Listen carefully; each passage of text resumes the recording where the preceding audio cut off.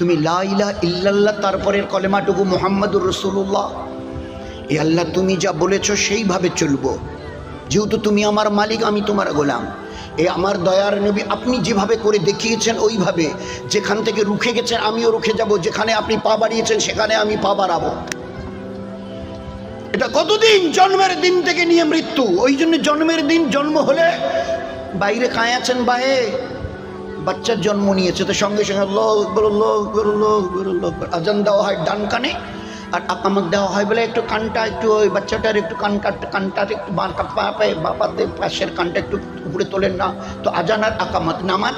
তো বলে নামাজটা আজকের এখানে একটু অপেক্ষা থাকুক, ওই যেদিন ওকে শোয়ানো হবে গোসল টোসল দিয়ে সাদা কাপড় পেঁচিয়ে দিয়ে বাস ওই সময় ফিরে এই নামাজটা ওই দিন পড়া হবে। তো আমাদের জীবন আজান আর আকামত হয়ে গেছে, এখন শুধু নামাজটুকু হতে বাকি, এইটুকু হচ্ছে আমাদের জীবন।